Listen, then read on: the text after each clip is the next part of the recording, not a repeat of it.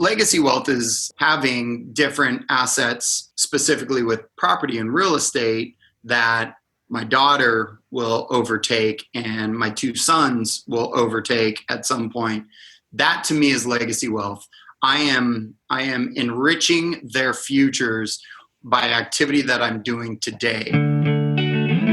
Welcome to the Rental Property Owner and Real Estate Investor Podcast, brought to you by the Rental Property Owner Association, providing benefits and services to real estate investors and rental property owners for over 48 years. With your host, Brian Hamrick from Hamrick Investment Group. This episode is sponsored by Green Property Management, managing everything from single-family homes to apartment complexes in the West Michigan area. Find out more at greenpropertymgt.com. Hello and welcome to episode 264. What does it mean to build legacy wealth in real estate investing? Many of us are doing deals, making our offers, improving our properties, and trying to make a profit. But when we look beyond our day-to-day workflow, what do we see ahead of us? Are we actually building legacy wealth that will allow us to retire with passive cash flow and support our families when we're gone? We're going to discuss that topic today with Joe Bell. He's an expert at helping real estate professionals build legacy retirement and wealth. And he's the author of Asset Acquisitions and Abundance, a guide to building true wealth and legacy through real estate. Joe has been named in the top 40 under 40 in Alaska, and he has been featured in places such as ABC, NBC, Digital Journal, Investor Place, and more. Joe, welcome to the show. Hey, thanks, Brian. I really appreciate the opportunity. I was excited to have you on the show because you're from Alaska, and I don't know that I've talked to anyone ever from Alaska. And, I'm just wondering, how are you able to maintain your business as a real estate investor while avoiding all those polar bears? It's really interesting. I'm just going to start leading with I'm from Alaska, because whatever dribbles out afterwards, nobody really cares about, honestly. They're like, tell me about Alaska. This is the market I know. This is the market I grew up in, right? I've been in the game now for 15 years, more on the sales transaction side of things and representing buyers and sellers and investors. And so it's just a super comfortable market for me to dive in and dive out of. I've got my thumb on it, and I see opportunity in a much different way than a lot of folks that don't have as much experience in this market, may stumble into. So it's just one of those things where, you know what you know, and you're familiar with the market. And so when something comes up, man, we can jump on it pretty quickly now that we've been in the game for as long as we have. Where are you in Alaska exactly? I live in a little resort town of about 1,200 people at the base of a ski mountain called Alyeska Resort out in Girdwood, Alaska. And that's about 39 miles south of Anchorage, which is a bigger hub, has about 300,000 people there. And it's a real neat spot where we live. It's almost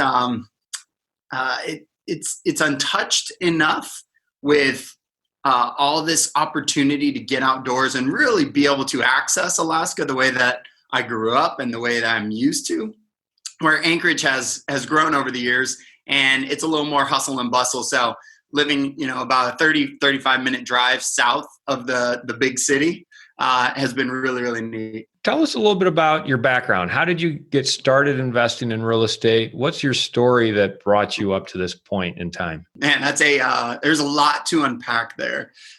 In 2006, I was coaching baseball. I come from playing baseball. My dream was to become a professional baseball player. And early 2000s, I realized that probably wasn't going to pan out. And so I stumbled around like a lot of athletes on the professional track do, trying to figure out what in the heck we were going to do. And there was this big real estate mogul to me at the time. And I was coaching his kids, and I just kind of kept hitting him up. And finally, he's like, all right, Joe, I'll give you a shot in real estate, more on the transactional side, right, and representing buyers and sellers. And he goes, but first, I need you to open a bar for me. And I'm like, okay, that's interesting. But he had a liquor license that was about to expire, needed to get a location up and running so he could be good with the alcohol board. And so I jumped into that. I helped him out for about 8 or 9 months, I think it was, got that established. And then I jumped into the real estate game on the commercial side. And so I got to see a lot of, more of those deals and those transactions, which gave me the language of investing, right? Talking about cap rates and rent rolls and everything along those lines, started to just slowly, earn a spot into my brain until, several years later in 2009, when I was finally able, financially to do something. And I may have not taken the best route to get into it, but more importantly, I did. So in 2009, we bought our first property, my wife and I. We didn't really go into it with the idea of a full-blown investment flip. We needed a home. This one had the opportunity to fix up a little bit, and it all turned out to where it was profitable. It was a good experience. So from there, then we just started, rolling some properties as they came to us, because being in real estate sales, I was watching millions and millions of dollars pass by my eyes every single day and not capitalizing on any of it. Right. And until one day I saw one transaction specifically, which was a fourplex. It was frozen. So there's something that we deal with in Alaska, right? Frozen pipes. The building was physically frozen. It was physically frozen. It was late December. I think it was just before Christmas. And I found myself crawling into what we refer to as a crawl space, where there's liquid, like physically filling up the crawl space. I've got boots on, and at first we thought it was just water from the frozen pipes, but actually what had happened is it was also some sewage mixed in as well. So I'm standing there almost knee deep in shit, and I look around, and there's an investor that I'm there with because he's interested in purchasing the property. And I was like, this is exactly where I want to be. And so from there, I started hounding that investor more and more. I was like, give me a shot, give me a shot, give me a shot. And finally, I came up with a property that I presented to him. He carved out 25% of ownership in the property, allowed me the opportunity to participate. That property went extremely well. We profited I think we profited about $73,000 off the top of my head. What does that mean? He carved out 25%. Is this you brought him the deal, he put up the money, and you got 25% of the profit? Yeah. Thank you for clarifying. Yeah. So again, right, I'm a real estate licensee. My job is to bring buyers and sellers together. I had a seller that needed to move really, really quick.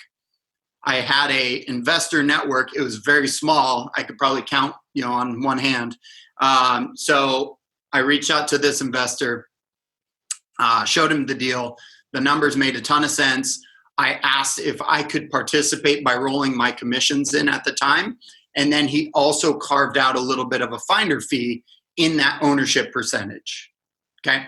So yeah, in that case, we ended up, I think it was about $15,000 in profit on top of what would have been my commissions. And so it ended up working out really, really well in that scenario. And from there, we decided to move forward and build an investment business to where him and his wife, who were much older than myself and my wife at the time, had the resources, and I had the ability to find the deals because I knew this market really, really well.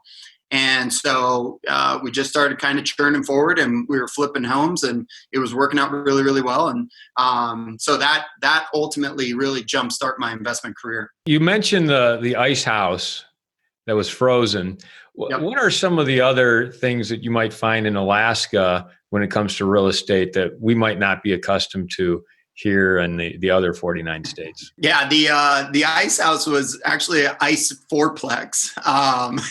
So it's a much different beast. We in Anchorage, which is where I predominantly operate, I would expect that it's pretty similar to any other city type market. But once you start getting out in the fringes, right, you can run into a property that's on a world-class fishing river, the Kenai River, right? And so it's a little more remote. It's a little more logistically challenging, and how the property was put together can be a little bit more of a challenge as well. One of my favorite quotes was by an inspector. I was we were looking at a home out near where I live, and the inspector was like, "Oh yeah, no, looks like one of these that have been built on Coke and beer." And I just kind of sat back and went, "What the hell does that mean?" Right? But when you think about the oil boom days, right, there was all this money flowing. It was late 70s, early 80s, minimal regulation. And up here, we just had houses going up left and right. Right? So we have a lot of homes that, start out as the base model. And then I refer to it as our Alaskan edition, where somebody was like, you know what? I need an extra room here. Let's just throw it on there. I need an extra bathroom here. I need to build up a second story here. Like, crazy, weird floor plans are all over the place in our market. And that was a result of these folks that had a bunch of money and didn't really have anything to do with it. So they just started kind of sprawling where they were living. So we've got a menagerie of different properties in our market. And that's what kind of keeps it fun as well, What does it mean that a property was built on Coke and beer? What exactly is that reference to? There was a lot of Coke evidently in the process, and there was a lot of beer drinking. The legal Coke or the illegal Coke? I'll leave that for you to decipher out there. But they were just built very rickety, right? I mean, we've got scenarios where folks were using creosote telephone poles as foundations. So you have like 6 of these, telephone poles, probably 25, 30 feet down into the ground. And then they just set a foundation up on top of it. And so you go, well, how in the heck am I supposed to deal with that? Right? Because up here, if you're to add a foundation, I mean, you're probably $55,000 to $70,000 into putting in a proper concrete block foundation. You've got to lift the home. You've got to put it under, right? So what's fun about Alaska is it's still a little bit of Wild West, and it also creates some opportunities where if you come across the right property and you can figure out the right approach, there's potentially the opportunity for a really profitable project in there. So where are you finding opportunities right now, Joe? Are you still finding like the four units that you can fix and flip, or are you onto something else? Now that we've been in the market for 15 years and we've been really focused on investments more, since 2009, we're open to all different types of investments, whether it's a single family home, multifamily, recreational property, commercial property. It doesn't really matter. We're actually jumping into some development right now. So we've established ourselves as an investor in our market, even though the majority of our business has been more on the sales side. So I get agents that reach out to me, and they present us different opportunities. So it just kind of really depends on the deal. I'm open to all of them because we're pretty well versed in all of them. And we've built up this network of resources when we need to jump into multiple projects at a time. So right now I have one property. It's a dry cabin. There's no running water outside of what the individual was filling into a bucket that would use gravity as a sink. There's a holding tank and a bathroom outside of the actual house, so not even inside the house. Like it is rugged Alaska, right? So that's one of our current investments, and we just put an offer on a commercial property with multiple tenants, and then we've got the development piece that we're working on right now. So at any given time, we tend to stay somewhere around the $1 million range, given what projects we're either looking at or what we have under contract and are working on. And we just roll them as timing allows, and typically it's about that maybe $1.5 million, somewhere in there. What is your vision for the property without running water or an indoor bathroom? I had no idea there was going to be this kind of market for it, to be honest. Like, we just ran into a scenario where the young lady that owned it for the previous 20 plus years she was over it. She was done. There's a bit of a septic challenge given that you have to put in an advanced septic system up there in that area, which is more just resources. And I think it was a challenge in resources. So we were able to get it at a very, very approachable price and simply put it back on the market, almost wholesale type, esque, I should say. And we're looking for the right party to come in that can see a vision for it, and we'll probably end up participating in either resources or an actual putting in that septic tank so that we can transfer that over to the next owner. But really, there's a lot of different options. You can simply approach it as a wholesale. We could go in there. We could add some.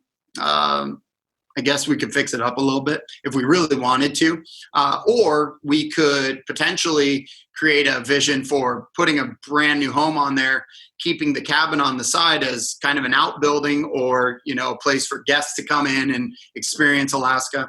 So there's a lot of different options. And right now we're just putting it out there to see what kind of interest we get.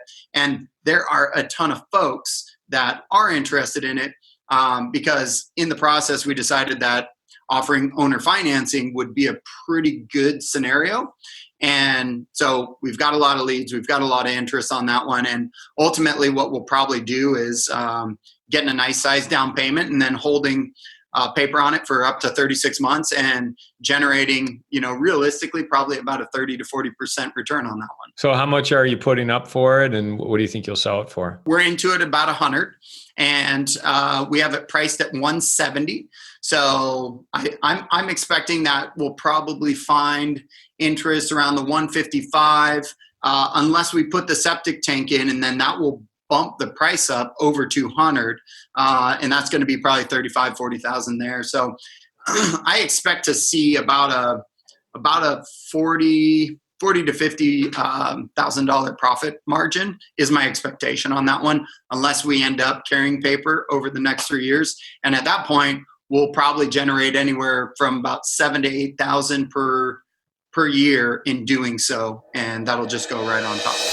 I'd like to take a moment to tell you about Green Property Management. Not only do they manage everything from single-family homes to apartment complexes in the West Michigan area, they also manage my entire portfolio. So I can tell you from personal experience that their unique flat fee management style is worth a closer look. If you feel that your property isn't operating to its fullest potential, then Green Property Management can help you take a holistic approach that will save you money, eliminate your headaches, and increase your net income. And if you're a property manager interested in applying Green Property Management's model, give them a call at 1-866-95-GREEN or visit them on the web at greenpropertymgt.com. So before we move on to legacy wealth, which is one of the things I want to talk about, I'm curious what your absolute best deal has been to date. Man, it's a great question. We've had a couple that have profited around the $73,000-$75,000 range, which is a really great deal for us in our market when looking at flips. I mean, we typically don't touch a deal unless we can net about 40.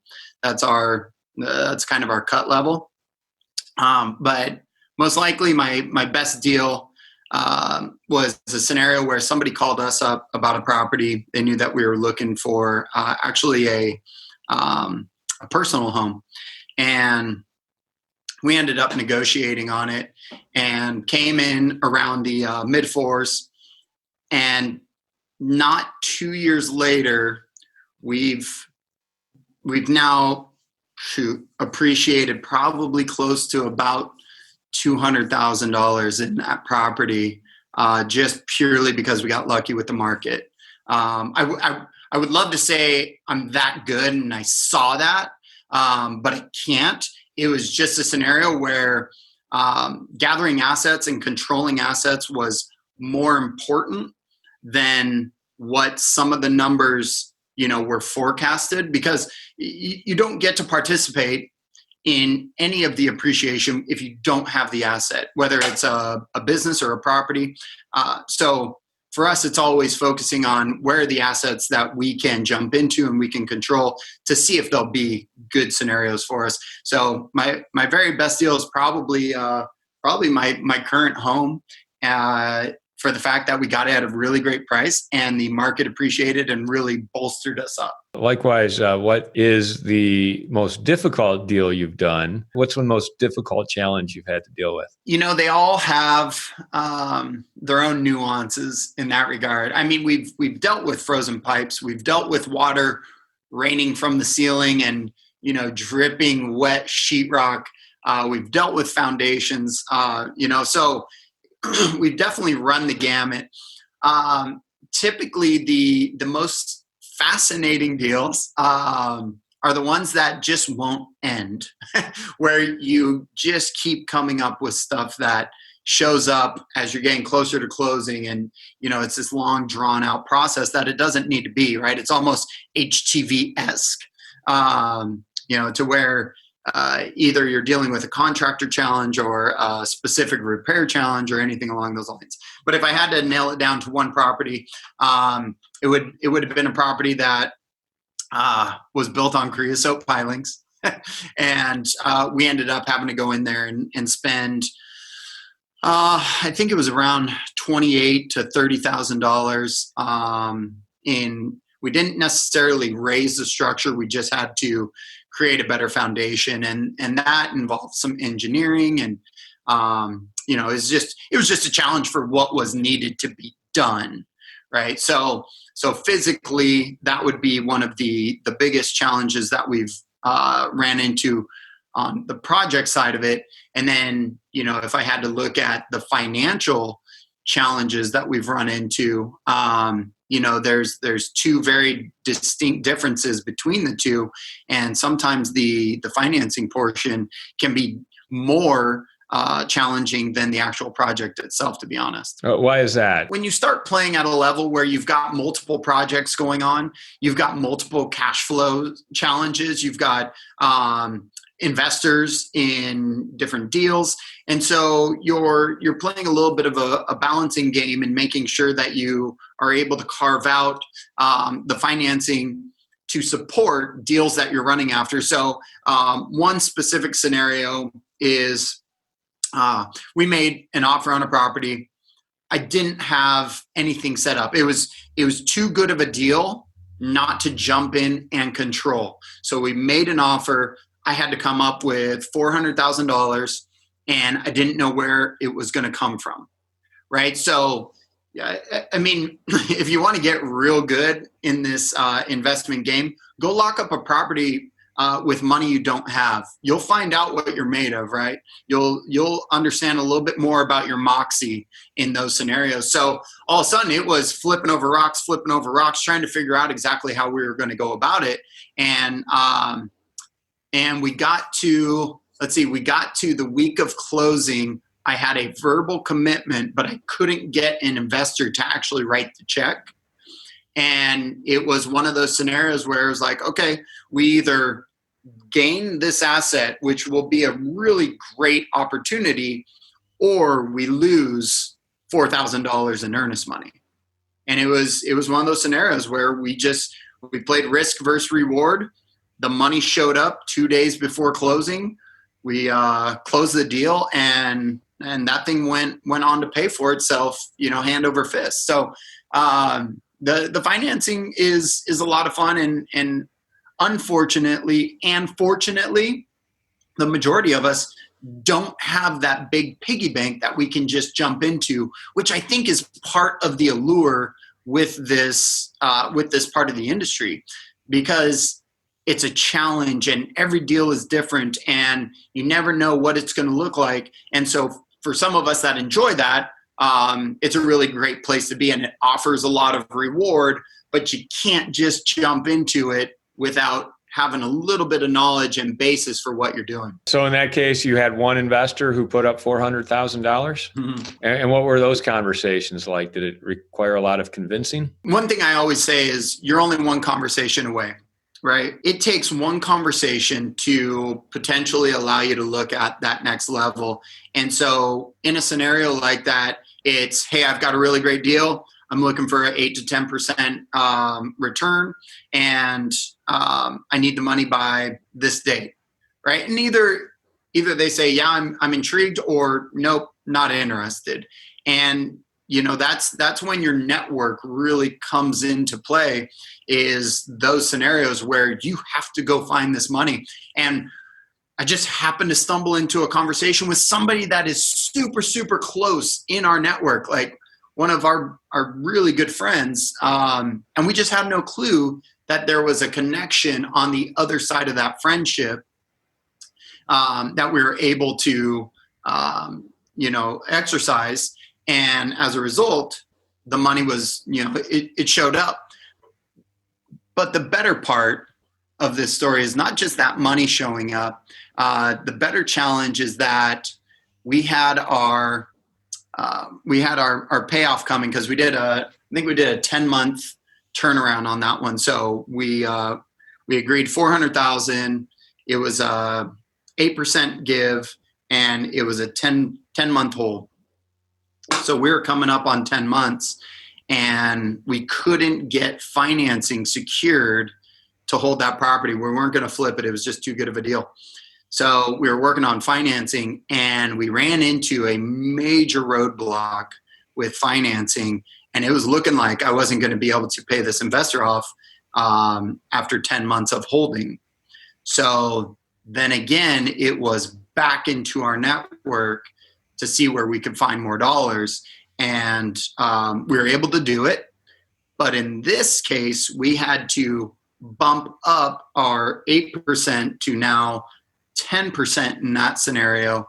And it was now monthly payments, whereas before, with the previous investor, everything was to be paid out basically at the end of 10 months. So initial investment plus 8%, bada bing, bada bang, wash our hands. Now it was, this investor wanted 10%, and he wanted monthly P&I being paid. So completely different beast in how to set that one up. But we were able to do it. And ultimately, I think another 7 or 8 months down the line, we put financing in place. And again, it's still a wonderful investment and an asset that we've added to our portfolio for the long haul. Let's talk about legacy wealth now, Joe, because you wrote a book called Assets, Acquisitions, and Abundance, A Guide to Building True Wealth and Legacy Through Real Estate. I find the topic of legacy wealth to be very interesting. Why don't you fill us in on what that actually means? Legacy wealth is, for me, something that I can build and have a generation or generations, right? I mean, that's the real vision, participate in after I'm gone. That's what legacy wealth is to me. Whenever you put those two words together, I think a lot of folks envision this big, massive wealth, right? Like just a large fund of monies. But the way that we approach it is, experiencing and exercising real estate to carry us forward in wealth, the longer we're on this earth. So having different assets, specifically with property and real estate, that my daughter will overtake and my 2 sons will overtake at some point, that to me is legacy wealth. I am enriching their futures by activity that I'm doing today. But for me, I tend to focus, to be honest, on a little bit of the smaller, more exercisable activities and opportunities out there, because I don't have a fund of $10 million that I can just tap into whenever I want. And the majority of us don't. So we look for opportunities at a level that are approachable. And that's a lot of what I teach is, go and capitalize on that 25% deal to get you a leg up, and now take that 25% and roll it into a 45% or a 65%, opportunity. You're talking about an equity share? Equity share, with that specific example. Yep.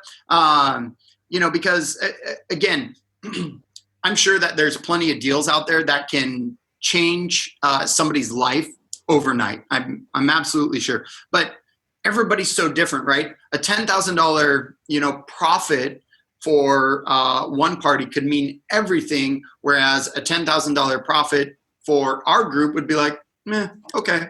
Yeah, and I hate to say it that way, but really it's looking at your market, it's looking at your assets in regards to what strengths you have, right? So that you can go and approach acquisition of an asset, whether it be a business or a real estate venture. So when we're looking at building wealth, it is a long tail for us. It is get into a property that financially makes sense, that we can hold on to, and we can also deal with some bumps in the road if the market fluctuates. And ultimately, it's going to be something that will be in our family for a long time down the road. What are some of the benchmarks or milestones that you would encounter as you're building legacy wealth? Once you get to a position where, you start to have so much equity in a property, maybe over 65%, to where you now need to exercise those dollars in a different manner so you can get back to earning a higher percentage off. That tends to be more of a financial benchmark when looking at some of the assets that we hold. But realistically, if you looked at building up a $5 million portfolio, right? And for some, that's going to be a huge number. For other, it's going to be super attainable, and they might need to add a zero on that to really be something that makes them stretch a little bit. But if you had, $5 million and you were to simply look at a 5% investment, for a lot of the country, like that means everything to them, that they can generate $75,000 a year off of this now, $5 million nest egg. Let me make sure I understand your example here. So if you have $5 million and you're investing it so that you generate a 5% return each year, is that what you're talking about? Yep. So what you're looking at is different asset classes that will basically chunk you out, right, to that 5 million. So it's a $400,000. Again, my numbers are probably going to be much different than other folks, right, in different parts of the country.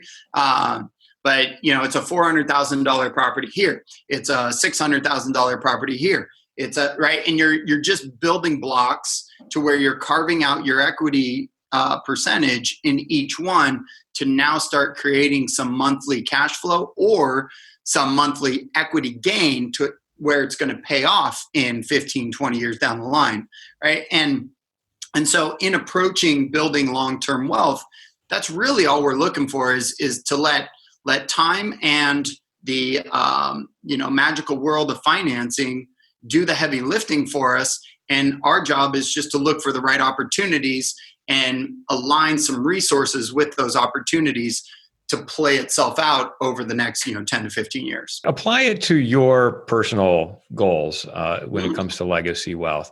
Like, how much money do you need to generate that you can invest, and what kind of return do you need to get, and what does that return equal in actual dollars? For me, I've got a number that I'm working towards. That's $10 million. Like, that is for me a solid amount of money that I'll be able to take care of not only my family, I'll be able to take care of some of our ancillary relationships and potentially really impact my community. Sorry, when you say $10 million, Joe, do you mean you're gonna create a $10 million kind of fund, if you will, that you'll be able to invest and generate a certain return from? Is that kind of the goal? Correct. Yeah, I'm working towards building up $10 million in assets. That's really what that means. Because at that point, given the positions that we'll probably be in once we get there, at that point you're generating quite a bit of cash depending on what your position looks like. So we look to achieve 7% on anything that we're going to hold. Right? It has to be. When you say 7%, you mean a 7% return on investment each year. Okay. Yep. Ideally, it's a lot higher, and a lot of our flips, are typically 12 to 17% returns. And so while flips work, we're just, continuing on that cycle, and you're basically turning money every 6 to 8 months and generating a much higher return than 12 to 17%. But if I'm looking at more of our long tail, right? Which is finding a property that, will look to achieve 7% annually, that we can hold, and again, let the financing portion do the heavy lifting when it comes to equity building, and also, the loan pay down. So I mean, it's very BRRR method, right? Like, I mean, it's find a property. If you need to put some money into it, great, go ahead and do that. Refinance or put financing on it. And if it's the right property, then you hold it, because it's something that can be legacy driven. I want to make sure I understand, because when you say you want to have $10 million, there's a big difference between having $10 million worth of assets under control and actually having $10 million to invest to generate a certain return. Because you could have $10 million in assets that you control, but have multiple partners, have a lot of leverage from the banks, Sure. and actually your cash position is just a small slice of that amount. So what exactly, when you say $10 million, can you be more specific as to what that actually means? 10 million was just a number that I associated with a few years back, where I was doing some brainstorming on what does our future look like when it comes to investments. 10 million is just the number that I associate with. So for me, I will probably get to 10 million in assets first before I'm able to reach 10 million in liquid cash, right? Just because that's the path that we're on. Yeah, right? I haven't. You're not going to do it the other way around. Have $10 million in liquid cash. So right. Yeah, if you had $10 million in liquid cash, you could have $50 million in assets under control. Right. Yep, for sure. So for us in our position, we're not that cool to where we can be in each position 100%. So we have to rely on others to jump on this journey with us, right? And so we can bring our strengths, our assets that we encompass, and we can utilize the resource and the assets of other folks to now build something together and create a vision for what that looks like, right? No one's going to get there alone in most cases. So our approach is typically, bringing others along on this ride, and right, it's the old adage of together everyone achieves more, so to speak. But we have to rely on a lot of those relationships and those resources and our network in order to carry us to, a number that seems a ways down the line. So it is more fun to bring folks with us. I enjoy it. I just am not one of those folks that needs to keep everything so buttoned up and secrecy. It's, for me, is I put it out into the universe and I say, hey, here, I'm looking for $400,000 to invest in this opportunity. Here's what it looks like. And a lot of times what we do is we put the investors on the front end and say, we're going to guarantee this amount. If you can help us with the resources to acquire this property, we'll guarantee this amount, and then we'll participate in anything beyond it, right? If we're working with flips. So now we've built this network to where when properties come across my desk that make a lot of sense to, make a charge at, I've got a number of folks that we can reach out to and say, hey, here it is. Here's what you've been looking for. And we've created this list of individuals that are very comfortable with us. We're very comfortable with them. And they also know our track record and have, probably participated with us in some form of another, over the last 5 years that we've really been pushing forward on this investment piece. It seems to me that you're very good at finding deals, and your goal right now is to also find the money, use other people's money to help you take down those deals. What is the typical price range that you would be buying these assets for, and how much are you raising on your typical deal? Typically, we're around $250,000 to $300,000 for a flip. That just seems to be kind of that money spot. And then we can usually sell that for $450,000 to $485,000, somewhere in there. Our average cost per square foot to repair and remodel these homes are, typically around $37 a square. So rounded out to $40 a square. And, our general is 75 to 85 that are going into these things. So that is our ideal flip that we come across.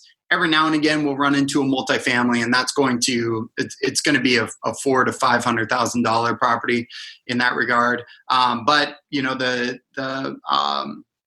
very intriguing property that we just made an offer on earlier this week was it was 825, and it was a commercial property with 3 tenants in it. So it just kind of depends on what comes across our plate, because the 825, that's a legacy play. That would be a long hold for me, because the type of property that it is, the location that it is, that's something that I would want to lock up and I would want to hold on to for a while. Meanwhile, we're looking for base hits, right? And that's what the flips are to us. They're $250,000, $300,000. We can jump in. We can be out in 6 to 8 months. And 6 to 8 months, because sometimes if we get them, like if we were to wrap a property up today, I can't paint that exterior until May, right? And so some of the weather conditions and location geographically, some of those challenges come into play. So I'm forecasting 6 to 8 months, and we're just looking for a handful of turns every year. And when you do so, and you're able to maintain that 40,000 plus per deal, I mean, if you do 3 or 4 in any given year, you're 120 to 160 that you're pulling in, and that's just enough to keep the train moving forward, right? And again, I'm not as cool as the Grant Cardones at this point, where we're going after 350 unit complexes. But what I can do is I can teach somebody how to change their world by utilizing investment real estate for those bumps that really mean the most to these individuals, right? It's not this dream of, I'm going to take you from 0 to 10 million overnight, right? It's, how can I change your world? Will $10,000 change your world? Will $30,000 change your world? And that's really what we dive into. And that's my philosophy, and more of what I present in the book is, here's a way that you can start to climb to a different level if that's what you're looking for. As we wrap it up, Joe, what parting advice do you have for our listeners who are investing like you are, but need to shift their mindset to creating that legacy wealth? I think the best advice is really more about the asset, right? Always focusing on how to control more assets, how to control and acquire more assets is the name of the game. And you can only do that through conversations, because the conversations will bring the resources. So as much as you can put out and, enrich somebody else's world, whether that's with information about real estate investing, specific properties that come up that you share with your network, connections that you can create, relationships that you can create. Those are all assets in their own right. So, just really focusing on where you can provide a benefit to your network. And by doing so, chances are you'll end up receiving more of what you're looking for. So focusing on assets, and that'll lead you to the acquisition and allow for abundance to really come into your world. And how would someone get a hold of you, find out more about you? So the book is on Amazon. I never intended to write a book, to be honest. It was more of a PR play with my folks. And so the book is on Amazon. I think it's 99 cents for the Kindle version, which is, it just blows my mind that there's an actual book out there, to be honest. Like it's funny in that case. But, I put some good effort into creating that, and it's really neat to see it. But yeah, you can go to Amazon, Assets, Acquisition, and Abundance. And otherwise, you can find me on LegacyBeyondListings.com. That was a website that we initially built for real estate professional, more of that community, because a lot of them really aren't playing for retirement and legacy wealth in the future. They're more living from transaction to transaction. And we put that website together to hopefully start to get them to think differently and be able to capitalize on some of the intraday dealings that come across their desk. But then I realized, I took a step back and I was like, oh crap, this applies to anyone interested in real estate investing. So legacybeyondlistings.com. I've got a case study out there if interested that you could download, and also a calendar where folks are able to schedule a conversation with me just to see where I might be able to help them. Great. Well, Joe, thanks for talking with us today and sharing your experiences investing in Alaska and telling us a little bit about what you do. And also just talking about the subject of legacy wealth and what that means and how you're applying it in your life. It's been a really interesting and fun conversation. Thank you so much. Yeah, no, absolutely. Us folks from Alaska, we try and keep it interesting as much as possible. So I appreciate the time, the opportunity, Brian. Thank you. I want to thank everybody for listening to this episode. I'm your host, Brian Hamrick from Hamrick Investment Group, and you can find out more about me by going to higinvestor.com. That's higinvestor.com. And you can also ask questions and join us on Facebook by going to RPOA, Rental Property Owner and Real Estate Investor Podcast. This episode was sponsored by Green Property Management, managing everything from single-family homes to apartment complexes in the West Michigan area. Find out more at greenpropertymgt.com. You've been listening to the Rental Property Owner and Real Estate Investor Podcast, brought to you by the Rental Property Owner Association. You can find out more at rpoaonline.org. If you enjoyed this podcast, please go to iTunes to subscribe, rate, and review.